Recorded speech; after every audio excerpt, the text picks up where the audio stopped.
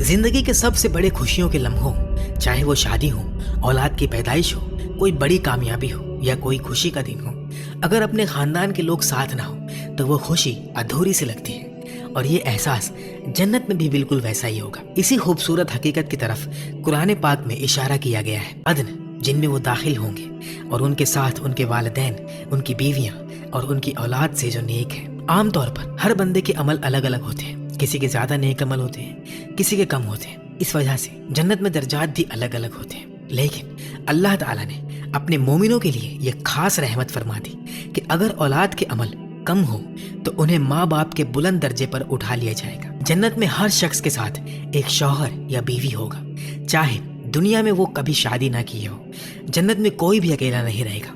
रसूलुल्लाह ने साफ फरमाया, जन्नत में कोई शख्स तन्हा नहीं होगा। और कुरान पाक में अल्लाह ताला खुद ये हुक्म फरमाते हैं, तुम और तुम्हारे अज़वाज खुशी मनाते हुए जन्नत में दाखिल हो जाओ। जन्नत में वो रिश्ते जो दुनिया में तूफान और तकलीफों से गुजरे थे, वो सब कुछ बदल जाएगा एक ऐसे अंदाज में जो दिल को सुकून से भर देगा। रसूलुल्लाह सल्लल्लाहु अलैहि वसल्लम ने फरमाया कि जब कोई शख्स जन्नत में दाखिल होता है तो उसके सारे गम, फिक्रें, परेशानियां और दिल के दर्द एकदम खत्म हो जाते हैं, बिल्कुल जैसे कि वो कभी थे ही नहीं।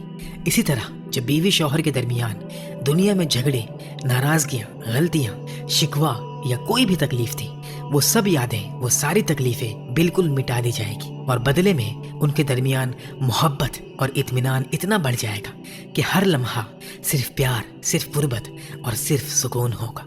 जन्नत में अगर किसी औरत ने दुनिया में कई शादियां की हो, मसलन 2, 3 या उससे भी ज्यादा, तो सवाल ये पैदा होता है कि वो कौन से शौहर के साथ जन्नत में होगी। इस मसले पर उलमा के दरमियान 3 मशहूर अकवाल है। पहला कौल है जो अक्सरियत उलमा का है, वो अपने आखिरी शौहर के साथ होगी। दूसरा कौल ये है कि औरत को इख्तियार दिया जाएगा, वो खुद चुन सकेगी कि किस शौहर के साथ जन्नत में रहना चाहती है। तीसरा कौल, वो अपने सबसे बेहतर शौहर के साथ होगी, जिसने उसके साथ सबसे ज्यादा अच्छा सलूक किया, सबसे ज्यादा मोहब्बत की। जब मोमिन अपने उन बच्चों से मिलेंगे जो दुनिया में बहुत छोटी उम्र में ही छोड़ गए थे, वो फरिश्ते जैसे बच्चे जो बीमारी, हादसे या किसी और वजह से जल्द ही वापस चले गए। रसूलुल्लाह सल्लल्लाहु अलैहि वसल्लम ने फरमाया, मोमिनीन के बच्चे जन्नत में होंगे। हजरत इब्राहिम अलैहिस्सलाम और हजरत सारा रज़ियल्लाहु तआला अन्हा उनकी खिदमत कर रहे होंगे ताकि क़यामत के दिन उन्हें उनके वालिदैन के हाथों में वापस दे दें। रसूलुल्लाह सल्लल्लाहु अलैहि वसल्लम ने फरमाया कि मोमिनीन के ये बच्चे जन्नत के दरवाजे पर खड़े होंगे। जब उनके वालिदैन को आता देखेंगे तो वो तेज रफ्तारी से दौड़ कर आएंगे, उनके हाथ पकड़ लेंगे और बिल्कुल नहीं छोड़ेंगे जब तक अल्लाह ताला उनके वालिदैन को उनके साथ जन्नत में दाखिल न करे। अरब में एक मशहूर कहावत है, दोस्त खींचता है या तो जन्नत की तरफ या जहन्नुम की तरफ। जन्नत में दोस्तों की वो मोहब्बत जो दुनिया में थी, वो वहाँ और भी गहरी, और भी मजबूत और भी प्यारी हो जाएगी। रसूलुल्लाह सल्लल्लाहु अलैहि वसल्लम ने फरमाया, जब अहले जन्नत अपने मकाम में दाखिल हो जाएंगे तो वो दोस्त जो दुनिया में अल्लाह की इबादत में साथ देते थे, एक दूसरे के लिए बहुत बेकरार हो जाएंगे। फिर अल्लाह ताला उनके दिल के बंधन को और मजबूत करने के लिए उनके तख्तों को एक दूसरे के करीब कर देंगे। वो लोग वहाँ बैठकर बातें करेंगे और उनकी यादें दुनिया की तरफ जाएंगी। फिर वो एक दूसरे को देखकर कहेंगे, याद है उस दिन, उसी दिन अल्लाह ने हमें माफ किया था, उसी दिन हमारी तकदीर बदल गई थी।